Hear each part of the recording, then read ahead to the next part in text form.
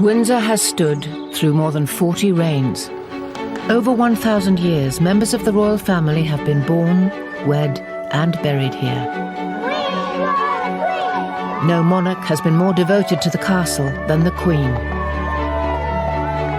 Windsor is the fixed point in her year. Just as the castle offers security and familiarity, so does Windsor's extraordinary calendar of events. From the sacred... Good luck to her. I hope she finishes second. We're racing. ...to the less sacred. For the first time, cameras have been allowed to follow all the Windsor seasons, the time-honoured public ceremonies. Sun beating on your head, sweating, really hard. Forecast snow. And the private family occasions. It's quite a large group, isn't it? We are a bit lost. Yes, we are a little bit lost. Beyond the tourist trail and the public gaze, the Windsor calendar also governs the lives of those who live and work here, the people who make it all happen. OK, come on, drill shot, we haven't got time! There you are. This is the place the House of Windsor calls home, and these are the rituals and events which form the framework of the royal year.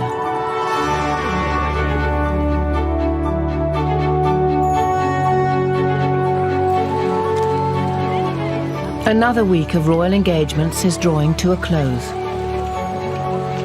The Queen and Prince Philip are in Hounslow, West London, to open the new wing of a Sikh temple. From here, they'll travel to Windsor for the weekend, just as they do on most weekends of the year. The 300 staff are always well prepared for the Queen's homecoming. Just got to check it out so there's no rips in it. As ever, Flagman Tony Martin is ready to herald her arrival. It's an interesting job, and there's not a lot of people can say they're the flagman for Her Majesty. I met the Queen when we got our Christmas presents, and I actually tell her, she said, "Oh, you're the flagman, are you?" So she knows who I am. Some of the conditions have been really bad. Force 10 gales, rain, snow, ice, get all the weathers. Whatever the weather, Tony will stay at his post until the Queen is through the gates. Hello there, it's Tony again, down the flag. Any updates? All right.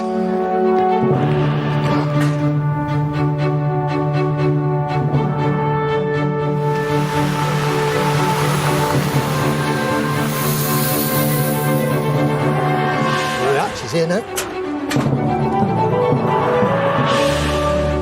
This is, above all, a living castle, not a museum.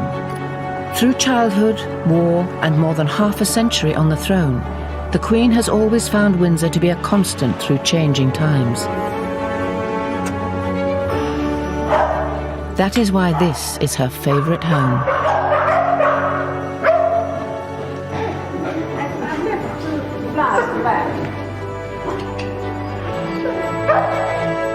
It's nice having the boss back. It is home to her.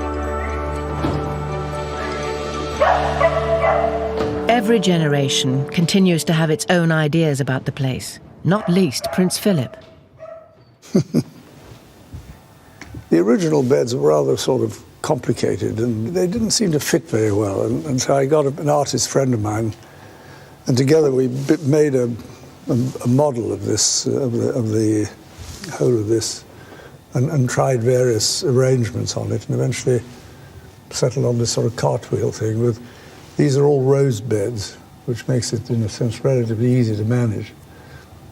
And different colours, but they sort of match each other. And then they built a pergola there because there's the orangery, which was unused, it made a swimming pool in it. We used to have Christmas here. It was very popular with all the young. It still gets used. You ever use it yourself, sir?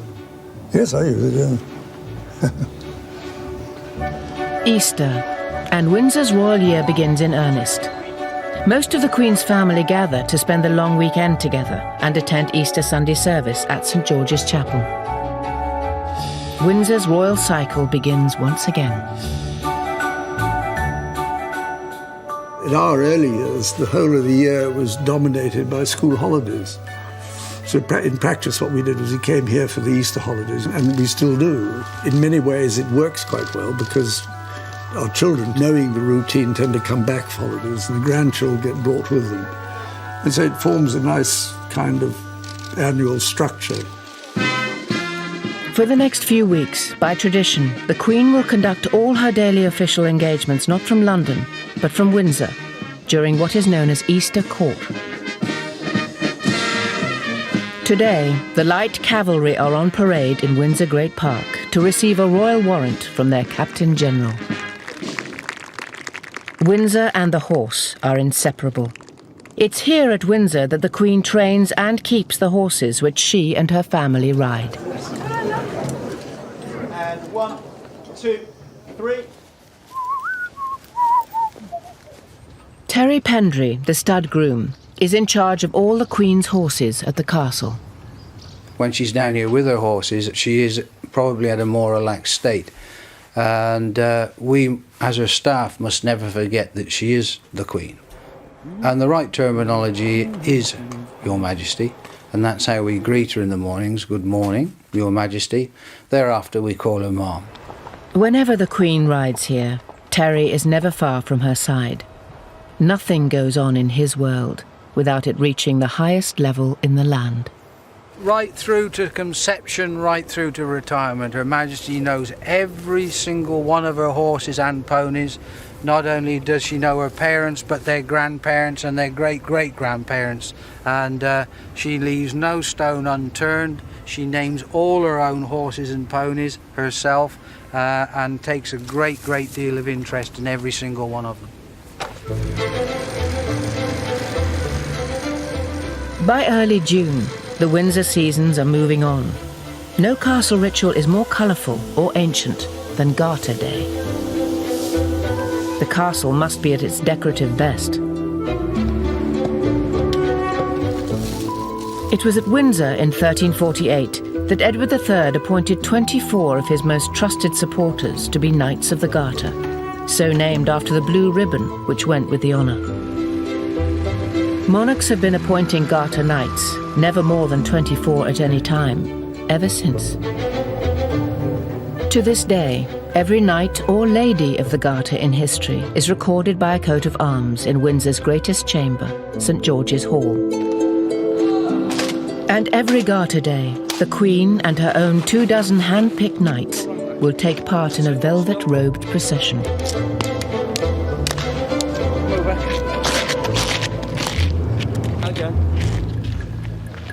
Getting it right is the responsibility of the Queen's Master of Ceremonies, Colonel Sir Malcolm Ross. Right, gentlemen, the Queen is coming down the stairs. The Garter Knights are in the hall. He is a firm believer in the wisdom of rehearsal. There is no book which tells me how to arrange anything. I wish there was, and perhaps I shall write one when I leave here. Present! My role on Garter Day really is the procession from the top of the hill, Windsor Castle, down through the lower ward to St George's Chapel. 3 carriages, represented by 1 car.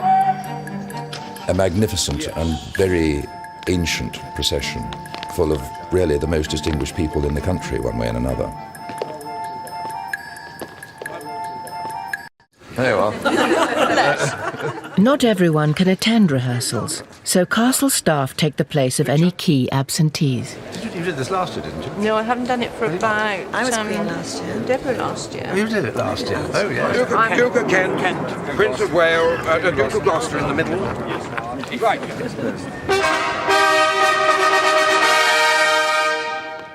No role is more prized than being Queen for the day. This year, the honour goes to Chapter Secretary Letty Jones, soon to retire after 30 years' service. When you are singing the national anthem, if you don't by now know the second verse, then please learn it. So, Royal Family, you could move, please, away. You've gone back for tea now, Letty. Yes. So we've got the carriages that have come up. There'll be a number of black Daimlers. While Sir Malcolm must ensure that the Garter procession is faultless, Garrison Sergeant Major Billy Mott is responsible for those who will guard Keep it. going. Go into the engine court. We'll be in there in a minute. We've got something in the region of 30 officers and 340 men, and that's with all contingents that are involved in the Garter service. That's a large number of men that may well not be 100% clear of what's required. OK, come on, Phil, we haven't got time. So I demand 100% from each and every one of them men, and that means I've got to start throwing some small grenades to get them toeing the line so that they know what they're doing. The Military Knights of Windsor are a collection of distinguished old soldiers who lend dignity and symbolism to events at St George's Chapel throughout the year. Their principal task has always been to pray for the monarch and the Garter Knights. You'll see as you go some fairly considerable beams. General Sir Michael Hobbs is the governor of the Military Knights. His army career began at Windsor. My first job was as a sentry just outside Henry VIII Gate. In those days, the sentries were outside the gates. And little boys used to come along and place matches, you know, in between your fingers and then set light to them to see if you moved. So it was tough. The Military Knights live inside the castle walls in a terrace of narrow houses with as many flights of stairs as rooms. Up a series of hardwood log stairs, as it were. It's hardly ideal accommodation for retired officers, some in their 80s. When someone rings the doorbell and says, "Can you come and see me?" it is 79 steps down before I actually get to them. And worse still, if they then want to go to the office, it's another 79 steps up. Garter Day dawns. It's a spectacle which always draws huge crowds, even if it means a long wait in arduous heat. The household team, who move from royal residence to royal residence with the Queen, are preparing for the traditional Garter Day lunch in the Waterloo Chamber. We put the white wine and the red wine in all the tables with the water jugs, and the port, we put the port in every 2 stations. And the beers, we only put the beers on the Duke's table, right here, because it's only the Duke who's going to have one. Particular requirements are anticipated. Beer, not wine, for the Duke of Edinburgh. Olive oil rather than butter for Prince Charles. Equal care is taken with the flowers. Garter table, approximately about 19 displays are on that table, the little ones and the big ones. Garter's always the same time, so you really have to go with the flowers that are available. And as we're in the middle of, as I said, English summer flowers, that's the epitome of it. Afternoon, it's now striking 12 o'clock on the dot. The Order of the Garter is the senior British Order of Chivalry, and I suppose therefore is the senior Order of Chivalry in the world. You've lost your husband already? Where have you lost your husband? Good to see you. There he is, here he comes. The conqueror of Everest, Sir Edmund Hillary, ascends the grand staircase. Good morning, Sir Edmund, how are you? Very nice to see you again. Would you like to sign the book while we've got you spare for a moment? The Garter Knights are former politicians, national heroes, and long-serving representatives of the Crown. No one forgets the origins of the order. There's an enormous amount of tradition in it, and I think it's a great mistake to just deride tradition. I think tradition is quite important in a country, and of course personally it's a great honour because it's the Queen's own decision. It isn't like the honours list which is done by the government and so on. It's but the Queen's own personal thing, so it's a great compliment. The Garter robes are brought out of storage.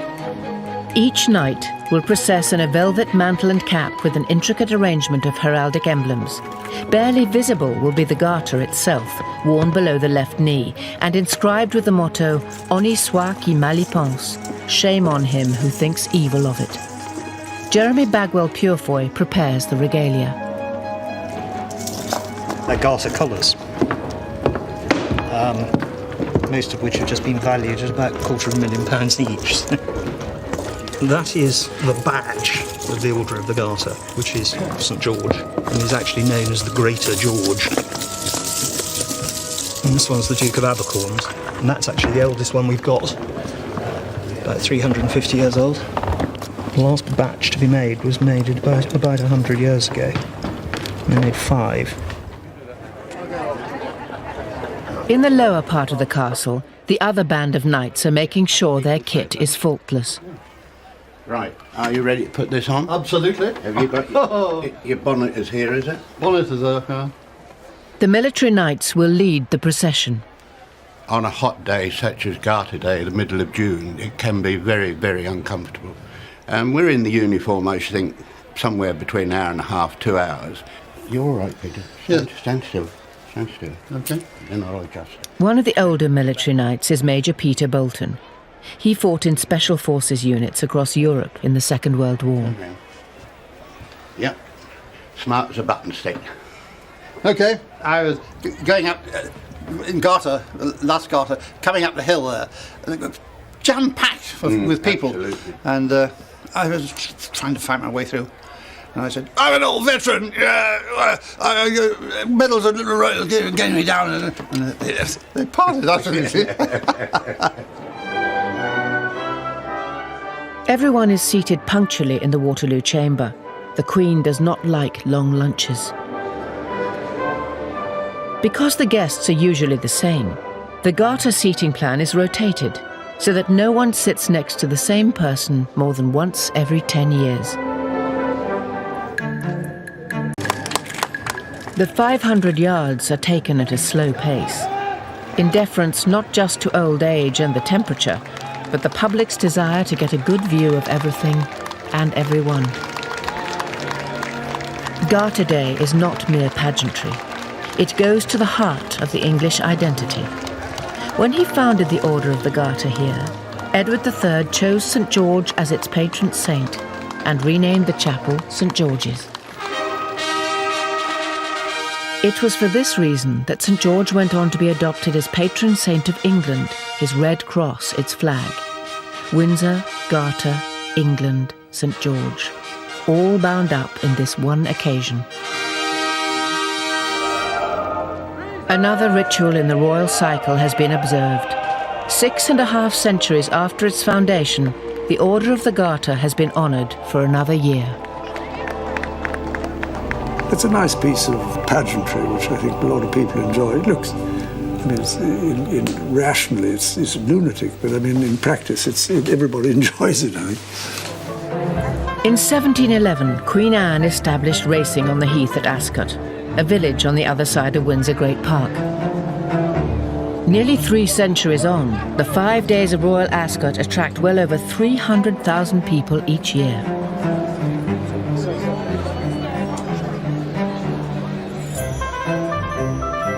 It is by far the biggest event in the racing calendar, and yet it seeks no corporate sponsorship. It doesn't need to. At the Royal Mews, the Windsor Greys are preparing to put on a show too. Philip Barnard Brown will be riding with them. They certainly know it's different than normal, and I think once we turn them around here and start to harness up or saddle up, there's a certain amount of expectation there also. So yeah, they do sense it. The coachman and outriders receive the list of occupants for each carriage. It's a local tradition for school children to come out to greet the Queen.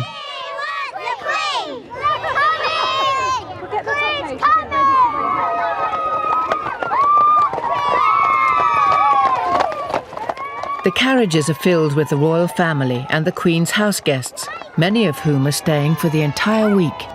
The racing gives all the guests something to do, because you know what it's like if you have a weekend or a week. People, if they wander about, nothing to do, they become a nuisance. But that is a very, it forms the kind of bones on which the whole of the rest of the entertainment takes place. Now that the Queen is on the course, the day can really begin. The Windsor Greys arrive home. It's been a long day for all those at the Royal Mews. It's a 9-mile ride each way. We've done it in just over 4.5 hours today. Yeah, it's hard work. We all sleep well in the evenings this week. He's yawning, he's tired. Was that hard work, mate? Was that hard work? Another day.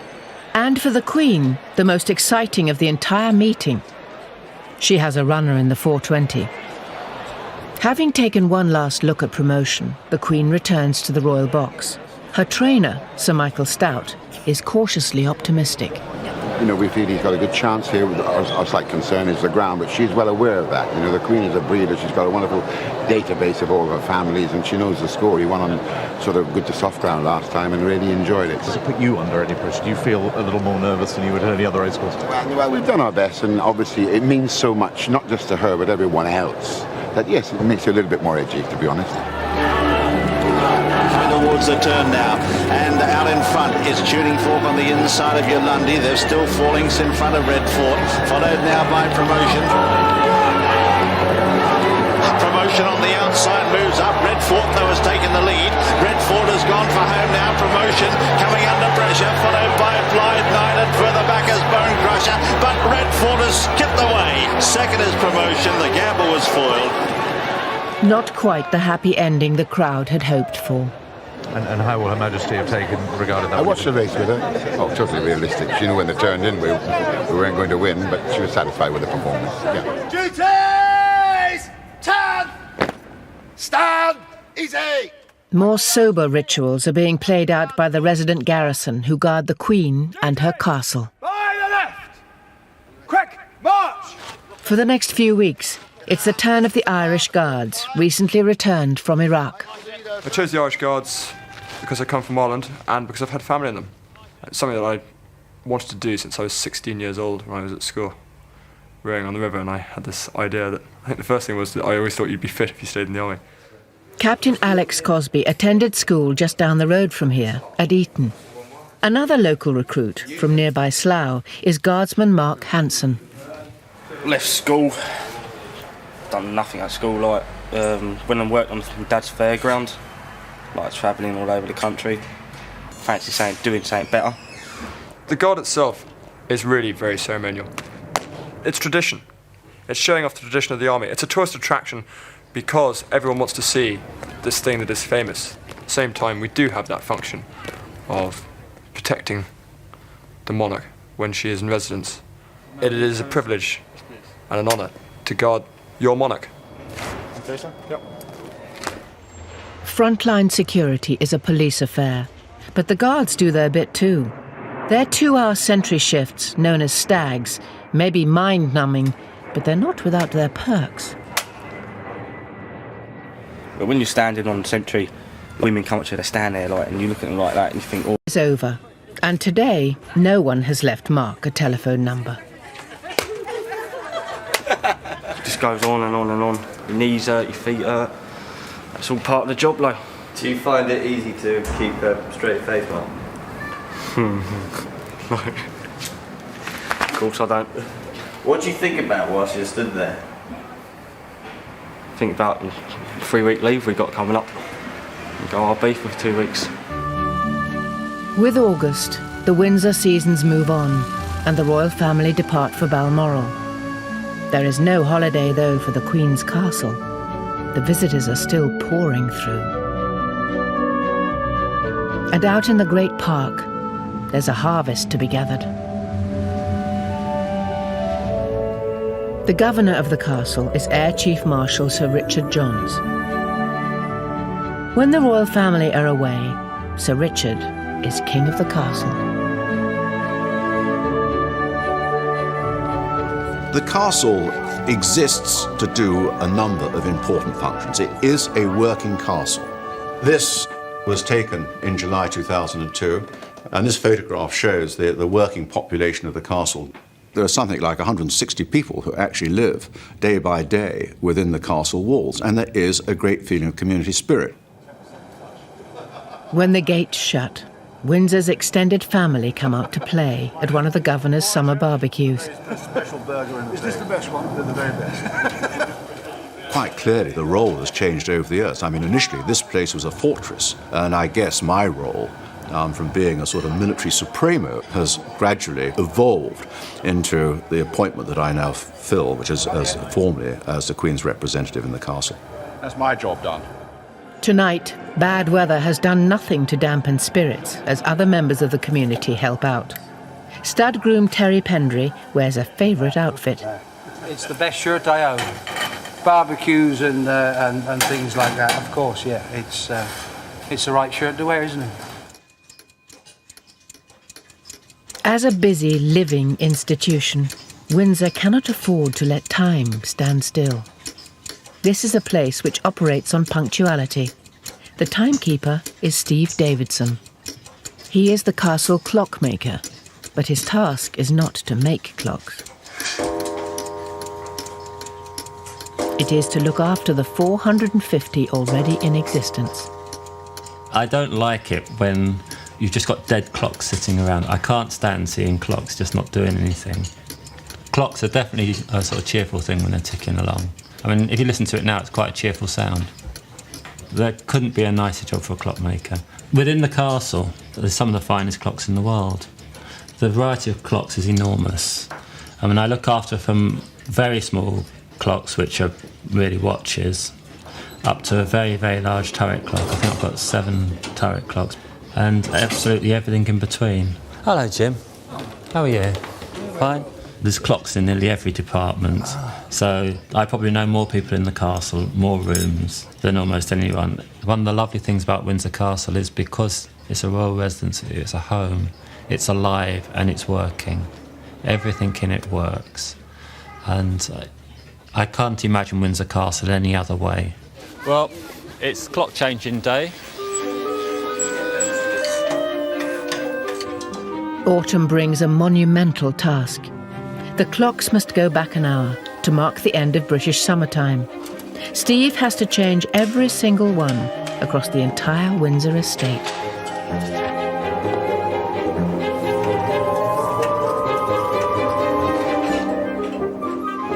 These clocks don't just play tunes, they've inspired them. Inside here is a fantastic organ clock. It's made in 1734. Placed 10 pieces by Handel, 6 of them he arranged for the clock. We're now still in property services. We are a bit lost. Yes, we are a little bit lost. You memorise a route, you memorise a clock, but if you make one little mistake on that, then you're completely lost. Oh, that's an awful mess, that one. Look at the state of that. I can't always remember where this lot are. The Round Tower is the castle's inner sanctum, the last bastion in the event of a siege. This is the home to the Royal Archives, where successive monarchs have deposited their personal memories, their diaries, and their secrets. What arrives here today will be studied by historians long into the future. In the photographic department, curator Francis Diamond is preparing to start work on a gargantuan project. The 40,000 photographs belonging to the late Queen Mother have arrived and require cataloguing. Riding at Windsor is something that many generations of the royal family have enjoyed. And this one is called Royal Champion, and it shows the Queen Mother with her horses. During the war, the princesses and the King and Queen spent time at Windsor. And this album, it gives a very pleasant picture of how they spent some of their time. It was certainly a favourite place, I believe, for the Queen and Princess Margaret, because they'd spent such a lot of time here as children. And you see corgis, they had corgis in those days as well. And Princess Elizabeth indoors. During the war, the Queen even starred in her own pantomimes here. Here is the programme of Aladdin, which was performed in 1943 in the Waterloo Chamber.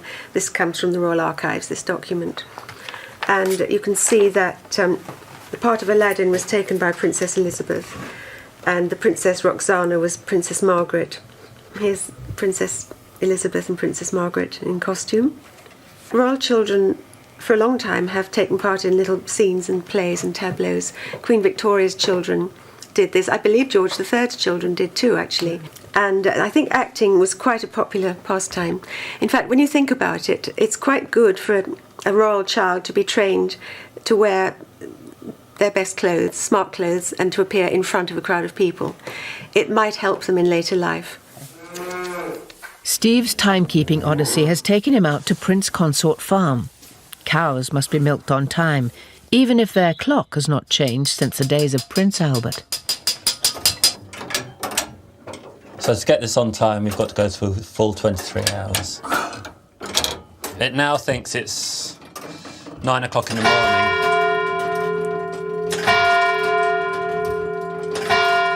For most people, it's a little bit of a nuisance. They've just got to remember their clock.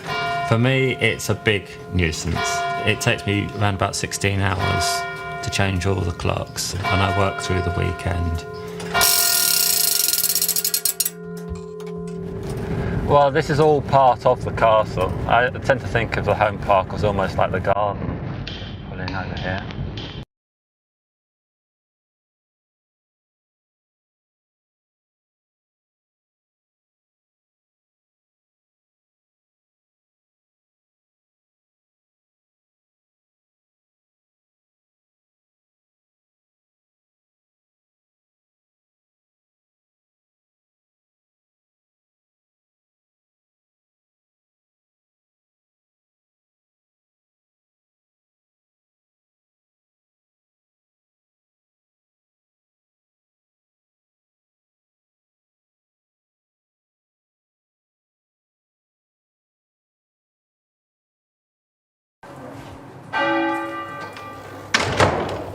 OK, Natalie, thank you very much. Like clockwork, the public parts of the castle are closed at 5.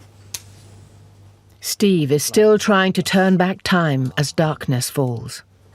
This is one of my favourite parts of the castle. All the clocks in the kitchens are left purposely 5 minutes fast. The punctuality in the royal household is important. When you've got, especially if you've got, say, a state visit or you have major functions going on, everything has to work like clockwork. And it's quite difficult when you're relying on clocks which are 200-300 years old.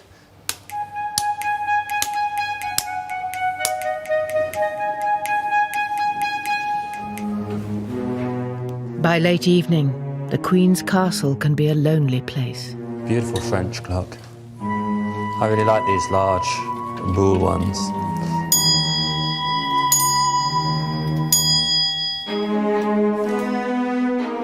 On one occasion here, I couldn't find the light switches, and I could definitely hear footsteps.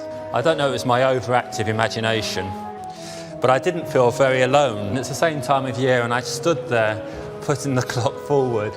They look like light switches. I usually do this part of the castle in daylight.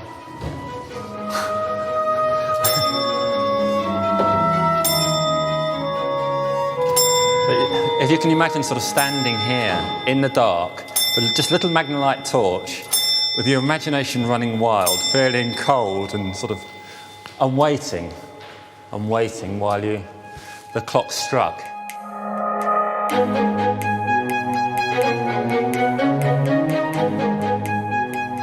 I normally work through, when I'm doing this, I normally work through to about 11:30. Aha, the light. The great clock. This is the main turret clock for the quadrangle.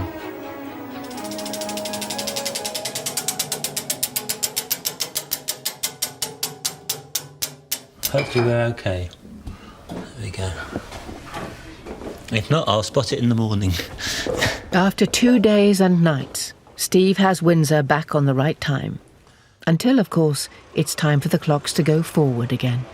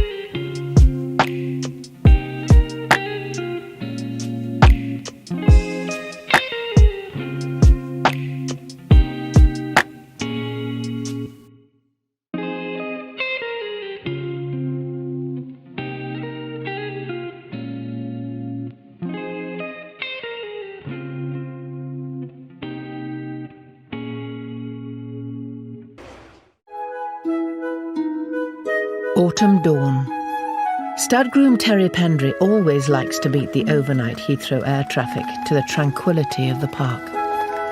Beautiful morning, the sun's just starting to rise. I've had probably about another 10 minutes. Often this time of the morning you hear the dawn chorus. Depends which way the wind's blowing, but the dawn chorus this morning are the Branson birds and the British Airways migrating in from the Americas. This is the largest lived-in castle in the world. The rest of the world come in on those tin cans to see what we've got here, you know. Tradition and history. If you're on a horse like this first thing in the morning, while you're in church every day of the year, I mean, I've got Her Majesty's trees, they're my cathedral. I've got the best stained glass window in the world. It's right above me. There we go. This is a special little corner of the Great Park, or should I say home park. There's only 3 horses buried here. The first one we're looking at is dear old Sanction. We lost him in the Golden Jubilee year. I think he read Her Majesty's mind. He literally, whatever the Queen wanted to do, he almost instinctively knew. He was a very, very dear, special old horse. There are just days before the Queen's return from Balmoral. Terry ensures that the 4-legged staff are ready. This coming weekend she'll be back, so yep, everything's tidied up, horses are prepared, ponies are prepared, ready for her when she arrives here on Friday. All year long, whatever the season, Windsor's part-time team of bell ringers must mark important royal dates. We hear that they appreciate our efforts, but they don't often come to see us actually ring, but they are around. Although it can sometimes be hard to remember some of them. We're ringing for one of the royal birthdays. Which one is it, Harry? Prince? We're ringing for Prince Henry. It's Prince Harry, isn't he? No, his real name is Prince Henry. Oh, yeah. Ep.2, trouble going. Gone.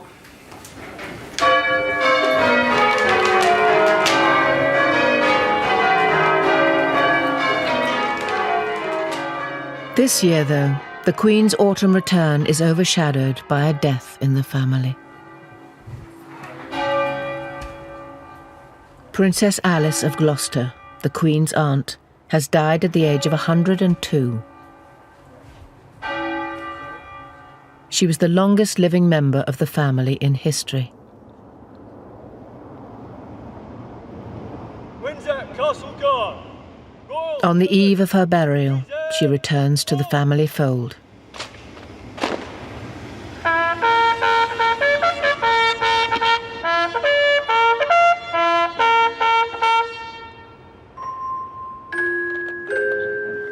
The House of Windsor gathers en masse at St George's Chapel.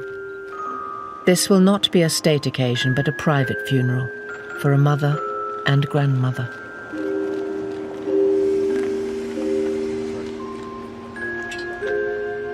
She was a favourite aunt of the Queen.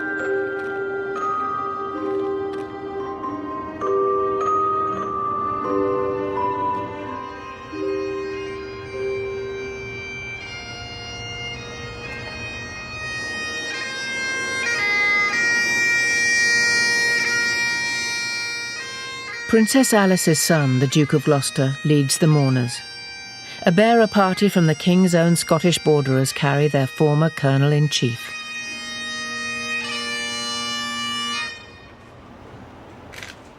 The coffin leaves for the family burial ground just beyond the walls at Frogmore. Princess Alice will be buried alongside her husband, the late Duke, and her elder son, Prince William of Gloucester, who died in a 1972 plane crash aged 30.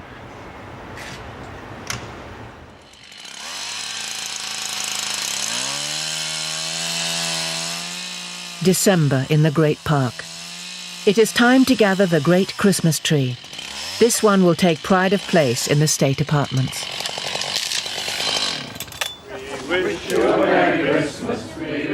Windsor's royal year is drawing to a traditional close. The more tuneful castle staff are out in force. We wish you a Merry Christmas and a Happy New Year. If you'd like to sort of come in from that end and just file all the way down, we can keep you dry.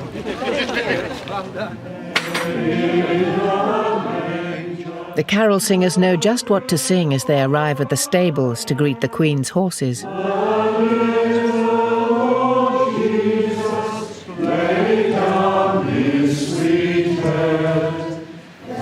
This is the second year that we've done this with the horses. Last year was quite a success, so it's grown from that. I actually think they enjoy it. They love company.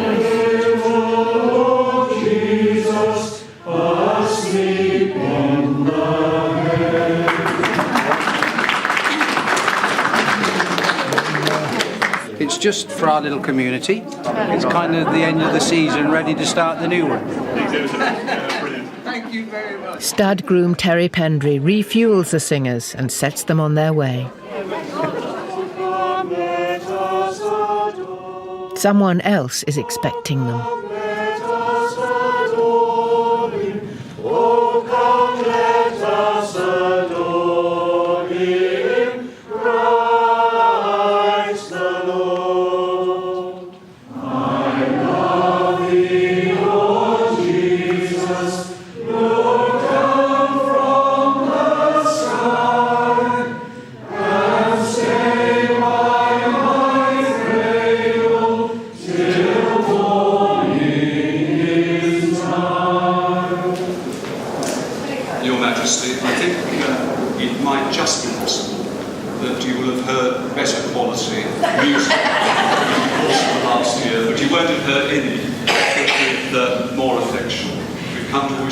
And the family a really happy Christmas and every blessing in 2005. Oh, that's very kind. Thank you very much.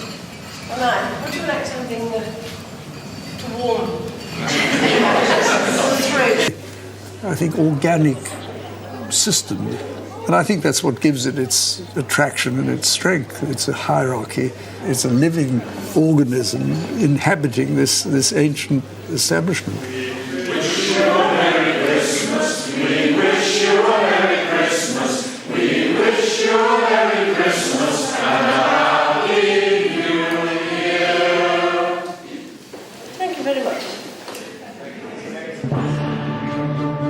Whatever surprises the new year brings, Windsor will always be here for the monarch who has loved it more than anyone.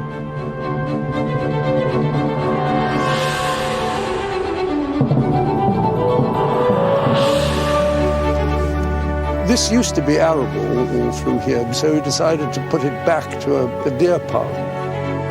Well, it's the Queen's back garden, isn't it? It's a very, very special venue.